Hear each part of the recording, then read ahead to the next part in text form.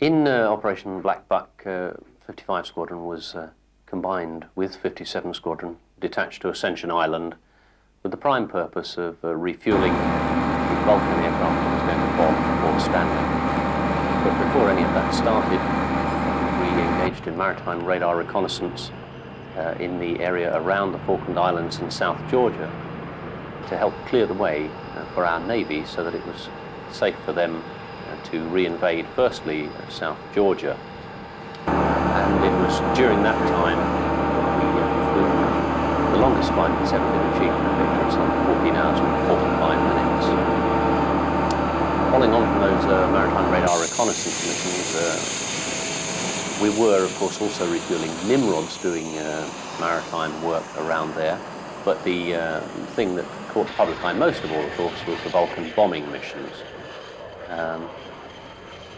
These, of course, were incredibly complicated.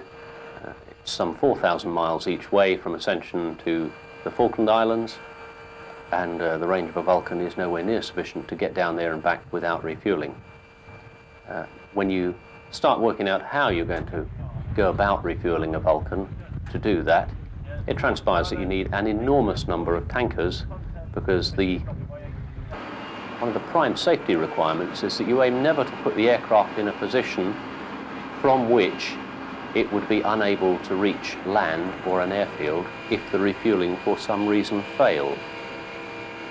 Because of that, instead of doing 2 or 3 refuelings, sufficient just to pass 2 or 3 large amounts of fuel in one go, you actually have to do lots and lots of refuelings to keep the aircraft topped up all the way down the route so that it can get back at any point.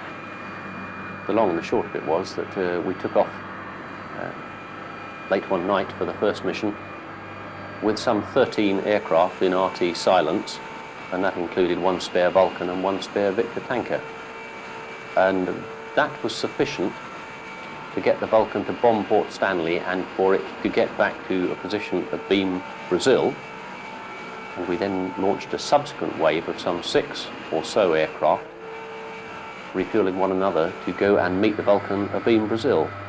So the mechanics of the operation were incredibly complicated, and all in all, something like 19 aircraft were launched to get 1 bomb on the runway at Port Stanley.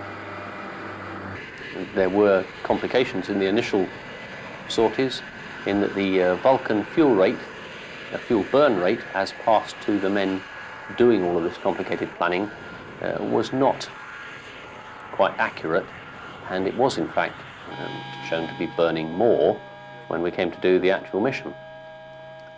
This meant, of course, that each tanker that was refueling it had to give it somewhat more fuel than had been planned, and by the time you got to the far end of the chain, the very last tanker that was going to give him fuel did not have enough to both give the Vulcan all the fuel it needed and for itself to get back to Ascension Island. So they gave the Vulcan all the fuel they could to allow the Vulcan to do its mission and proceed to the RV at Beam, Brazil. And they then turned around knowing that they had not enough fuel to get back to Ascension Island. But of course they couldn't tell anybody about this until the Vulcan had completed his bomb run and got out of range of Ascension Island, at which time the Victor then was able to get on the HF radio and call up Ascension Island saying, "I need more fuel. If you don't manage to get another tanker airborne, things are going to go fairly quiet around here before we get to Ascension Island." Subsequently, of course, things became slightly better managed and we didn't end up in any situations quite as dramatic as that. But the captain of that aircraft was awarded the Air Force Cross, and the crew members all received awards from the Queen. Of course, when all of this was over, the Squadron 2 received its own award in that 55 Squadron was awarded the Battle Honours for the South Atlantic, in common with many other units of the time. Well, during the Gulf War, we had the opportunity, of course, to put into practice all those things for which we've been training in peacetime. We refueled a huge variety of different aircraft, both our own RAF aircraft and other Allied forces, including the Americans, the French and the Saudis. We refueled all types of aircraft, primarily our Tornado GR1s going off on bombing missions into Iraq, but also our Jaguars, who were tasked in and around the Kuwait theatre of operations, and our own air defence aircraft.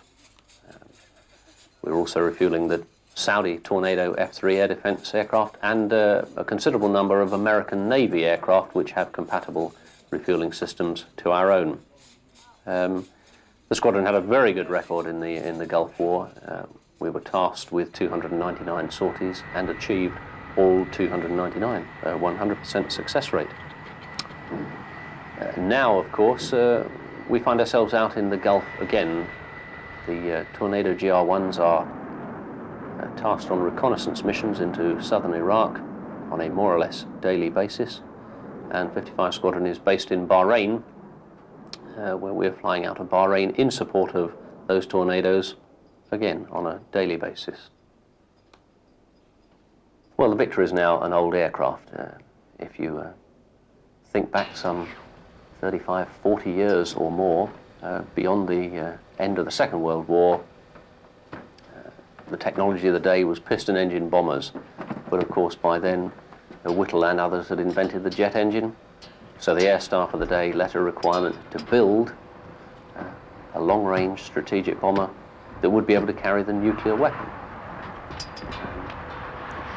Cash perhaps wasn't quite so tight in those days, so following the requirement being put out to the several aircraft companies then in operation in UK, we actually decided to build 3 V-bombers, the Valiant, the Vulcan and the Victor, and they all came into service in the late 50s. As time went by, of course, the strategic nuclear deterrent role was handed over to the Royal Navy, so we no longer needed our V-bombers to drop the blue steel in that kind of strategic nuclear role. They moved into low-level bombing and to conventional bombing, although they still had a nuclear role, and were variously converted into tankers. In fact, all 3 types at some stage or another became tankers. The Victor was converted initially into a K-1 tanker from the B-1 bomber, and the K-2 tanker was derived from the B-2 bomber, and we took delivery of the K-2s in around 1975. So why is it going back out of service, to answer your question? Well, it's old, it's expensive to maintain, it's old technology. It's almost impossible to get some of the spare parts now. And of course, I suppose primarily because it's run out of fatigue. When you design an aircraft, a military aircraft, most of them have a finite life, and that life is equated to 100 fatigue indexes. So you start out when your airplane is delivered and it's going to fly for several thousand hours, however many thousand hours, and you will along the way consume fatigue. You can measure this by having a fatigue meter installed in the aircraft. It's related to several factors: the weight at which you took off, how turbulent was it today, how fast did you go, what exactly did you do with the aircraft while you flew it. The end result of it is that you will be able to calculate that you used so much fatigue, which you can knock off however many fatigue indexes you started that trip with. The Victor now, of course, has used all of the 100 it was designed with, and during the course of its life, the fatigue life has been extended to 128, or now 130 FI, the abbreviation for fatigue index. All of our aircraft now are in the near the end of that figure, so it would be prohibitively expensive to keep them running because all sorts of inspections and additional work, major work, would need to be done on the airframe. So the long and the short of it is there are very few flying hours left.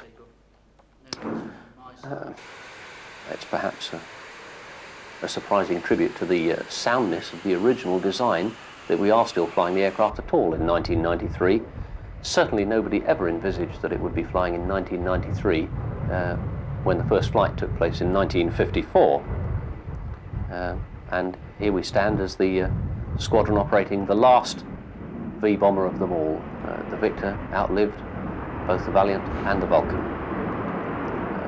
But although a sentimental topic for some, This is the way that all aircraft go. It has a proud history, as does the squadron, and we can look back on it all with a degree of pride and perhaps a certain amount of nostalgia.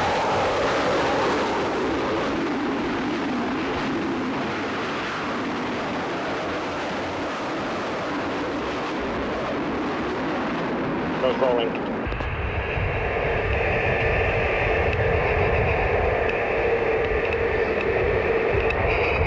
Okay, engine's good, both ASIs are indicating.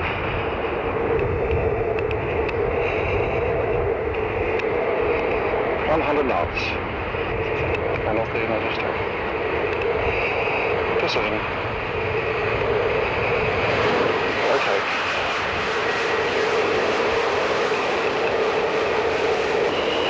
Yeah, selected. So you're ready for travel? Talk to 00150. Starting at the left hand side then, we've got the IFF interrogator, which will give us an air-to-air range of us from another aircraft, providing we know what identification squawk it's wearing. Select the squawk mode over here, and that's your squawk itself there, and we get a split range anywhere between 0 and 100 miles. It'll also give us some indication of whether it's in front or behind, and whether it's slightly left or slightly right of the aircraft nose. This is the radar, which we use for terrain clearance, anywhere between 0 and 50,000 feet. We've also got the radar, which here, the H2S, that's got a range up to 184 miles. It's a ground mapping radar with a limited air-to-air capability. It's also got some weather capability as well, so we can look at cloud and see whether or not that's going to cause any problems for us. Associated with that, we've got the nav bombing computer here, the nav panel, which gives us a latitude and longitude, our position. In addition to that, it'll give us a track we're flying and either a true airspeed or a ground speed we're flying, and we've got a wind here that we set for the system. You can either set that manually or automatically. Also, we've got this is the 585 unit, which we use for fixing the equipment. We also set the height of the aircraft on this dial here, and we can use something called an internal aids approaching the aircraft, where vectors that we set on these dials here allow us to carry out an approach at an airfield, setting various ranges from the airfield. Got the periscope for looking out at the back of the aircraft, so we can actually see what the other aircraft are doing when they're behind us during refuelling. Normally when we're in flight, that's in that position there, and we can pan from left to right, from under one wing to the other wing on the side of the aircraft. Omega navigation system. This is a self-fixing aid, normally accurate to within 1 or 2 miles during the day and about 2 to 4 miles at night, but there are problems associated with that. This is the primary piece of kit that we normally fly with. And the ground position indicator here, which gives us a latitude and longitude, also gives us a heading and a track on there, and that's fed by ground speed from the Doppler system over here, the green satin, gives us ground speed and drift. In addition, it gets a feed of TAS from the TAS unit up here. On the large dials in the centre there, we've got the indicated airspeed that we're flying at the moment. We've also got an altimeter, we've got UDF there for bearings from beacons, a fuel totalizer, compass, the radio compass for actually getting the bearing off another aircraft that's transmitting, and a TACAN. And that just about sums up the nav quit. Okay, my panel overlaps slightly with the navigators, with the RWR controls which are here and the indicator which is there. I have the number 2 VUHF box in front of me there, and going up to the top of the panel, the main controls for the IFF. Coming further around, I've got an HF control, and then coming down onto the main electrical panel, I've got the controls for the AAPP, which is an R2 jet engine to give electrical power, and air supplies for starting the engine. And I've got the ram air turbines, which are emergency turbines for running the flying controls, should there be the unfortunate incident of losing all 4 engines in the air. Onto the main electrical panel then, there are 4 engine-driven generators coming down to the 28 volts at the bottom, split port and starboard. Coming over onto the other side, there's the special feeder indicators there, and the intercom switches, and the main DC fuse panel down here. Special feeder switches, which are the isolation switches for the aeroplane, are down here. And then we come to the refueling equipment. This is the pounds gone indicators over here, and on the left here are the two pod control switches, and above those the main hose drum unit for refueling large aircraft. My job as captain of the aircraft is to use the experience and knowledge of the other crew members and coordinate their efforts to ensure the safe and efficient operation of the aircraft on any sorties we're tasked to. In addition, I'll share the flying duties and monitoring of the aircraft instruments and systems with the co-pilot. Once I'm strapped in, I'll be checking my side of the instrument panel and also the fuel tray, which we've got here.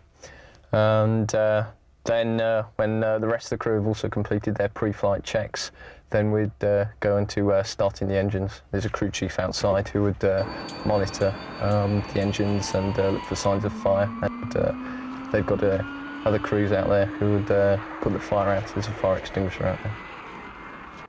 During a flight, there's a non-flying pilot and a flying pilot. That can be either captain or the co-pilot.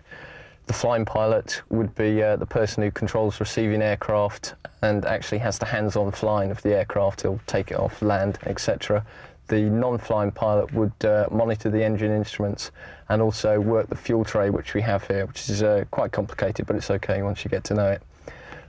When we're taking on fuel from another receiver, like a Victor, for instance, the captain would be prodding. He would make contact and fly in it, and the co-pilot's duties would be to monitor the engines and also put the fuel as it's coming in through the hoses into the correct position to maintain the centre of gravity throughout the aircraft. Well, basically our prime role is depending on where the aircraft is. If we're due to land away somewhere, then we'll fly with the aircraft away from base and assume the engineering authority while we're away. We should supervise the crew carrying out flight servicings when we're away. Any maintenance work that we can do, then we'll sort that out while we're there. We do carry a spares pack-up that we can utilise if necessary. Only minor work, obviously, that we can take in. Refuels, which the crew also carry out. We just make sure that all the maintenance documents are compiled correctly. And basically, while we're away, that's our prime purpose. Back home, we're looking after most of the paperwork regarding the aircraft, Form 700, various maintenance documents, forecast of spares and items that are due for replacement in the near future. And we have to do various checks on the aircraft before the crew take it and after we've seen the aircraft in. After the aircraft has been serviced by the boys after flight, before flight servicing has been carried out, we have to complete the set of crew chief checks before the crew arrive to take the aircraft flying. Basically, it's a double check to make sure that all panels are refitted, bungs and blanks are removed, pressures are correct.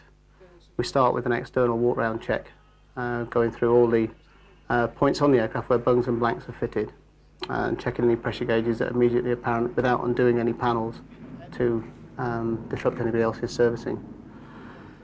We complete a full external walk-round check, noting any leaks or problems that we can rectify quickly before the crew arrive to take the aircraft. Inside, we fit all the pins into the rear crew seats, which have been removed purely for safety reasons, and do a check of the major switches to make sure that things are in the right position before power is applied to the aircraft. Again, pressures, ejection seats, that pins are fitted correctly, and that all the controls are in the positions they should be before power and hydraulics are applied. When the crew come down to accept the aircraft for flight, they come in here first, where they complete the aircraft documents and sign for the aircraft in the 700. Myself and 3 ground crew go out with the crew to the aircraft. The crew do their walk round and the boys prep the aircraft ready for flight. They run the ground power out. Once the brakes are fitted, they'll take the chocks out. And they're generally available if I need them when I'm talking to the crew on the long lead if we get a problem. Once the crew climb into the aircraft, I go inside, usually behind the pilot and the co-pilot, and assist them with their strapping in.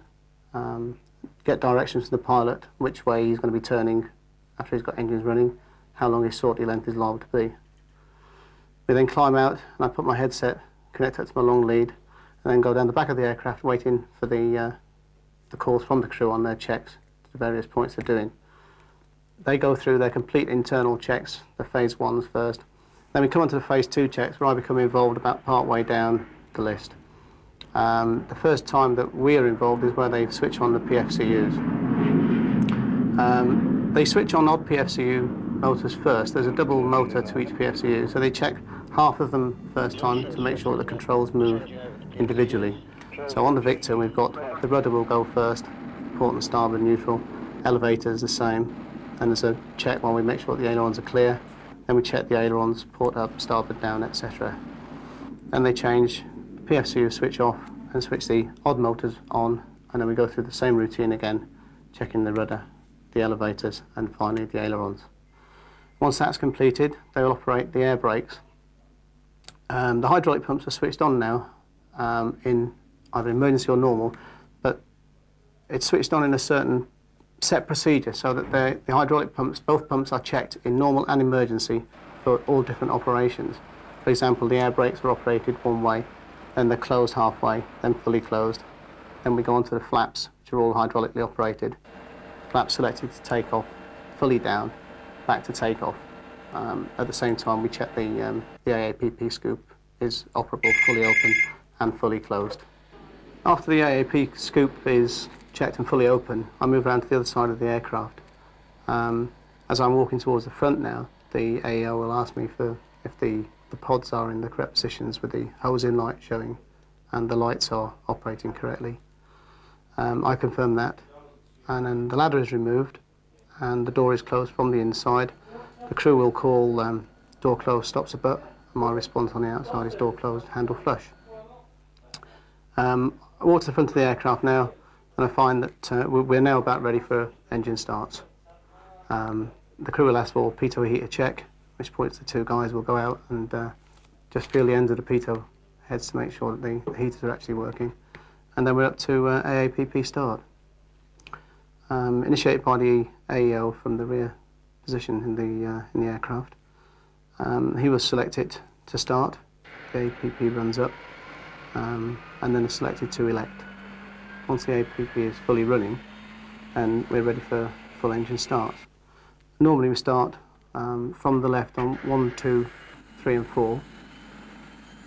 Occasionally things don't go according to plan, and we can combust the engines. We've got a rapid start facility on numbers 1 and 2, which is no longer available on the 3 and 4 engines that's been taken out. But if we need to get them to go in a hurry, then we can start 1 and 2 simultaneously, cross feed over to 3 and 4 with a high RPM on 1 and 2. Once all engines are running, the guys know which way the aircraft's going to taxi out. I just curl in the lead and then just wait for further instructions from the crew. I will either hang on until they're ready to move, in which case they will tell me to make sure chocks are out, disconnect external intercom, or they may have to hold for a while, in which case I will stay online in case they get a problem. Once I've disconnected, I back away and give the pilot a thumbs up on the port side, and just generally have a quick look around underneath to make sure that nothing's been left, chocks or blanks, and then clear off out of the way and let the boys marshal him out and send him on his way. Well, yesterday's sortie was a receiver training exercise for a Viktor captain in the left-hand seat, and it was his second sortie at learning how to prod the Viktor. And for this particular trip, we needed 2 Victors, one as a target tanker and ourselves in the rear aircraft doing the prodding. The 2 crews come into plan some 2 hours before takeoff, so we came in yesterday at 2 o'clock in the afternoon for a 4 o'clock takeoff. And we all gather in the main briefing room at Marham and do our various individual bits before gathering together as 2 crews to run through a pre-flight brief. The sort of things that the pilots are doing is working out the fuel plan, looking at diversions, checking the weather, checking the danger area boards and checking royal flights. The navigators dealing with the navigational aspects of the sortie, obviously, and the AOs dealing with the communication side of things. After about half an hour's planning, the 2 crews get together and have their pre-flight brief covering all aspects of the sortie. And in particular on a sortie like this, the snake climb is briefed. Now this is a type of climb where one Victor gets on the runway and takes off 1 minute ahead of the second Victor, which enables the two Victors to get to the top of climb in somewhere in the same part of the sky, so that we can join up fairly quickly thereafter and get on with the training exercise.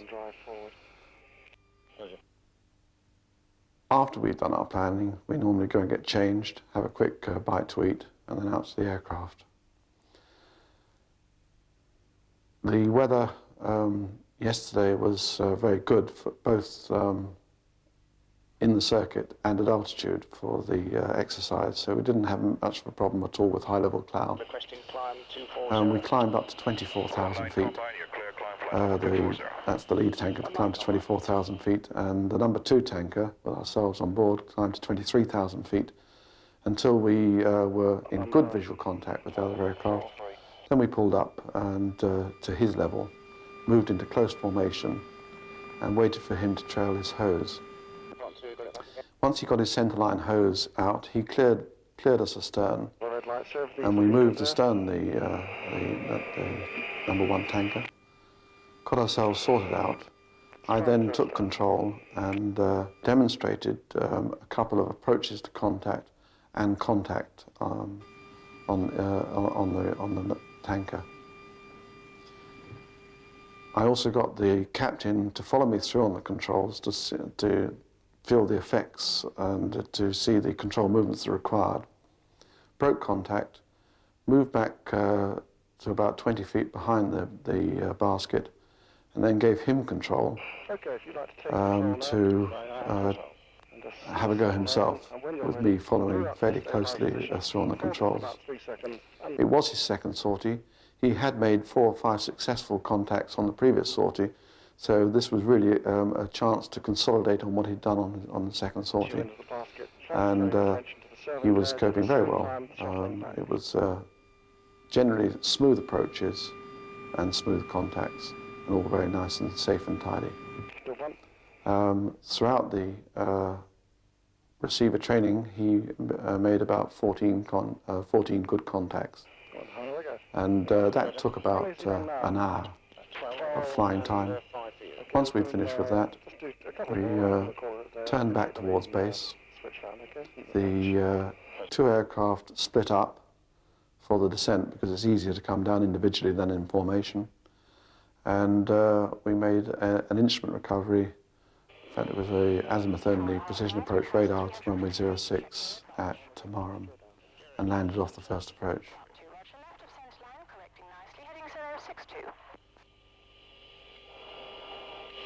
4 miles, 1,200 feet, Spartan 2, land stream. Spartan 2, clear to land, 1 in. 10 left 3 degrees, heading 2 degrees, heading 060. 3.5 miles, 1,050 feet. On just about on the glide path, 1,000 feet, 101. Clear to land with 1 in, surface wind is 36012. 9 feet off the brakes. Slightly left of centerline, correcting slowly, heading 060. 3 miles, 900 feet. On the glide path. Slightly left of centerline, correcting nicely.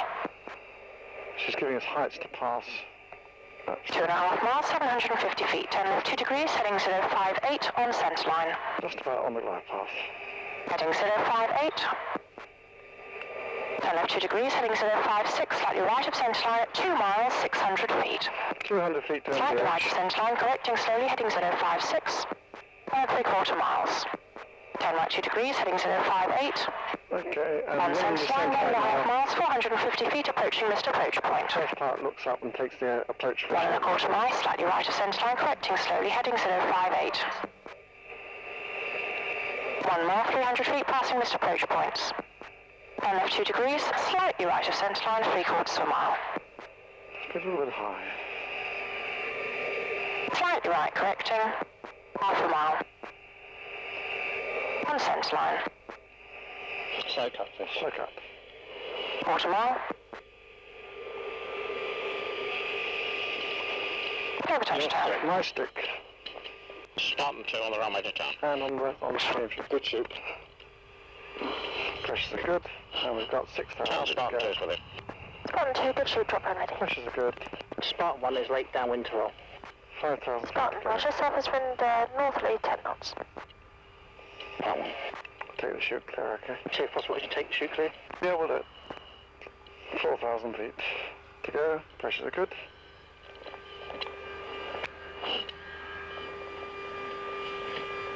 You're already up front. Marty. And Spartan 2 is on the runway from it.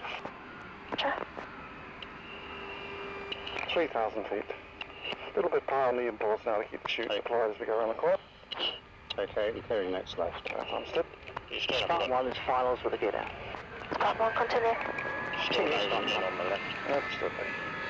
Oh, we won't get it now, so I'll fix that up. So if you keep the imports up about 70, that'll keep the chute deployed. You've got the... Just keep it full so it doesn't bang around a little. Can't do runway for gate. Spartan 1, clear to roll. 88, straight ship rolling. 4A runway. Fly 2, visual join. 2 mile down, join runway 24, QFE 1015, 1 arm departing. 1015, copy join. Follow me through. It was 100 knots. You have control.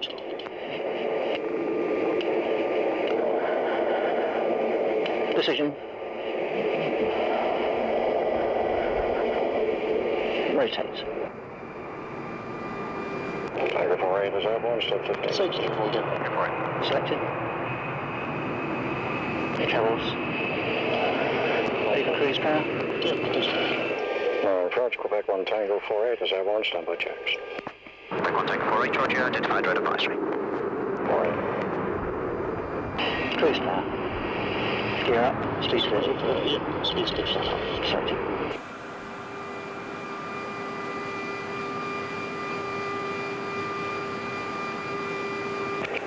Up indicating. Top. 3 miles right turn. 050. Contact load. I'll take the offset. Landing gear. Up lights out. Flaps. Up indicating. Triple control. Cruise. Cabin arrivals. 180. Landing ramps. In. Accelerometer. Reset. Autopilot gyros. And I'm ready for use. 2 pumpers off. Paddle to last both out. First switch up. Brilliant. Frontal reservoirs are open. Upon the heating is the raw torch. And my checks call you back. Only below 250 knots. Yeah, no, then this is doing speed back.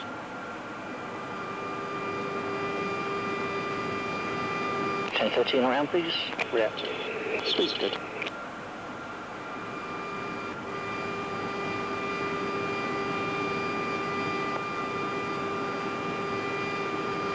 Just 6 and anti-icing on, please.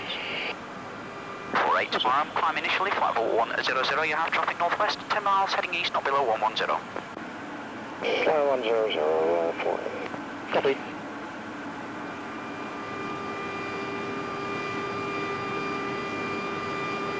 Well, take it off again. Yeah, that was a good idea at the time.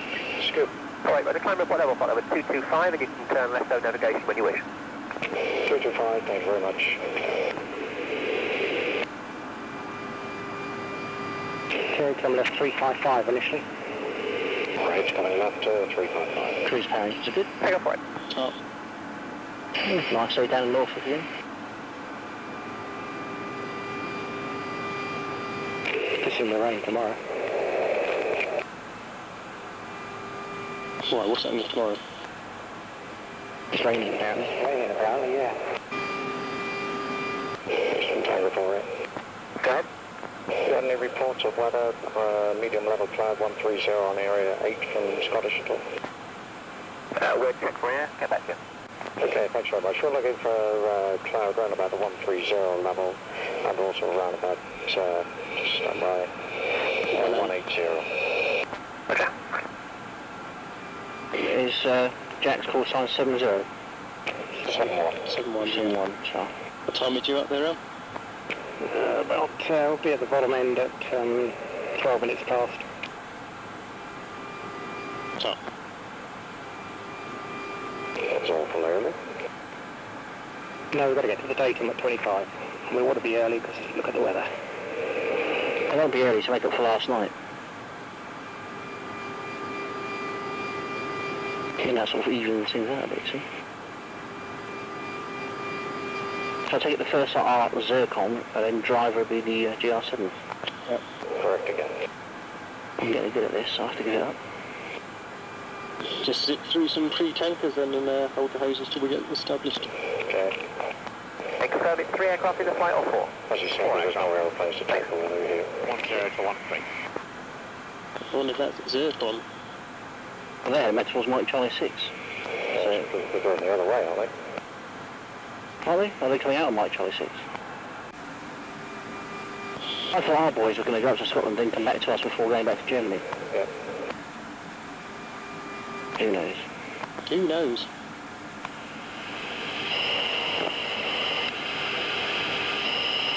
Microphone, please. Number 5, you switch your microphone off. Zircon 1, correct 1 Tango 483. Zircon 1 on guard, we're getting you loud and clear. Ah. And Eastern Zircon 1, the reading on guard. Understand, Zircon 1 is reading me on guard. Okay, firm. Roger. Zircon 1 Eastern radar on guard, turn right heading 130. Right, 130, Zircon 1. Zircon 1, if you try to recontact me please, 131.22. 131.22, Roger. Backing off. In the under Just so we like my airplane, that'd be easier. Alright, we drop that just a little bit and up a little bit. Half a little bit, okay. Houston 1904. Right, hold it there.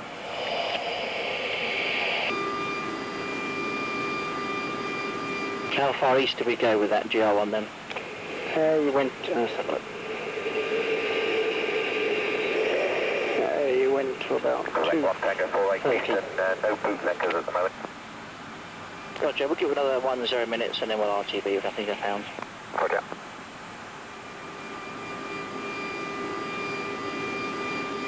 About 120 miles off the coast at the most.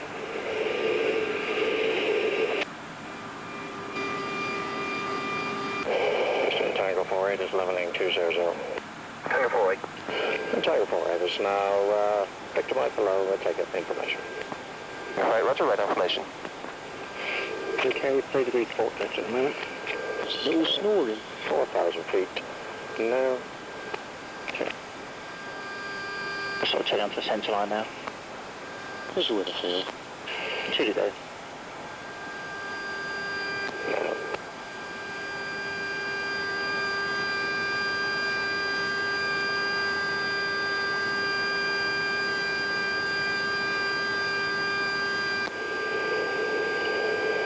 Passing 3,000 feet on the back. No.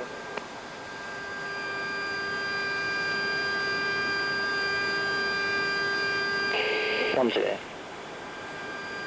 No.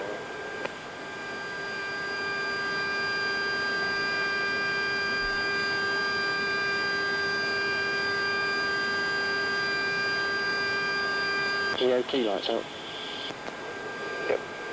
500 feet to level now. Vehicle? Age 15. Give me 83s, please. 83. 1 degree starboard left. Thank you. Tango 48, leveling 1,600 feet. You're right, roger. Okay, as part of the continuing drill then, I'll go to select the flap. Okay, We select it. Nothing happens. Hey, no, alright. This is part of the practice. Yeah. In that case, the pump is off. Your next selection will be, I will select the pump to normal, you will select emergency. You tell me to switch the pump on, and then select. Okay, Code, I'll actually simulate then switching emergency flap to take off only. Roger, simulated switching to just warm it up a bit to get rid of this bloody mist as well. Okay, switching now, pump on please. Okay, pump is now on. Nothing happening. Up 2 please. 85. Pump is off. I will also check the circuit breakers, there's nothing Up happening 3. on the emergency. 88. Down 2. Okay, so it looks like we've got no flap. The flapper's approach pattern is 172. Circuit breakers are checked behind you and they are made. Thank you. Indicating a massive hydraulic leak somewhere. Range 11. Down one, please. 85. Okay, we'll terminate the drill there. I think we've achieved what we need to. Okay, both pumps going back on. Both idling. Thanks. Right, Al, can you give me heights I should be going through on a 2.5 degree glide path? Yeah, okay. We'll do a localizer only approach. Good visual there. Test complete. We'll take the checks as well, please. Alright, 2 minutes. Roger, the plunge, perfect normal landing gear. Down 2 guns. Flaps. Up indicator. Monitor then, contact talk down, stop 13. Stop 13, thank you. Okay, oil pressures. Sorry? Normal. Fuel state. 32. Landing lamps. Land. JPT control. Take off. Scoopers open, Saturn will go off. And yeah, that's checks complete. Talk down, this is Quebec 1 Tango 48 with you. 1 Tango 48, man, talk down, identified, read back QFE set. 1013. 1013 is set. 48, new QFE 1012, report glide path descending, gear down. Up to 37. Roger, 1012 is set. 90.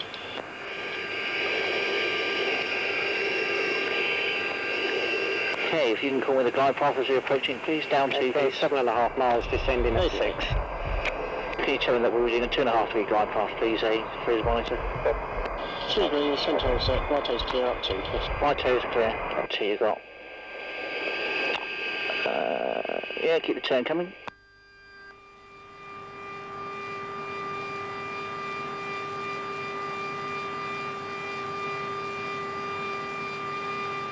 Off a further 2. You got about 88s across there. You got the runway? Yep. Keep it coming.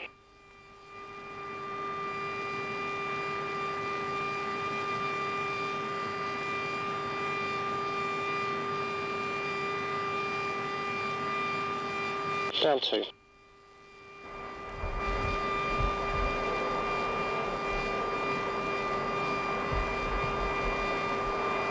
Count 5. 78. Slow cut. Slow cut.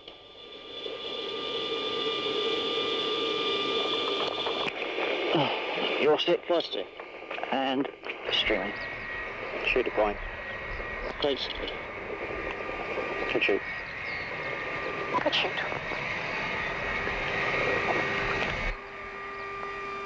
Five to go.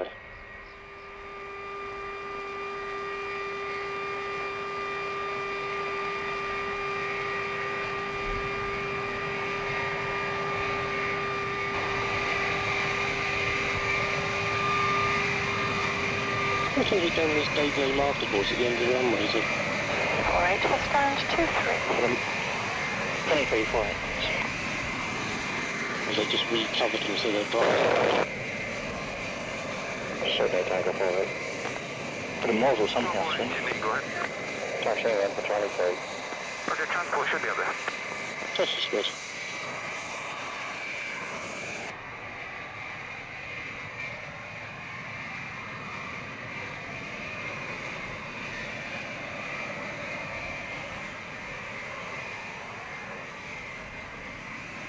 I'm just going to drop my shit on the threshold here just before the turn. Roger. Then I'll be a star of stage and screen. Indeed. You sure it's your best side? He's sitting on it. It's all around him. What are you going to call it? 31 K in about?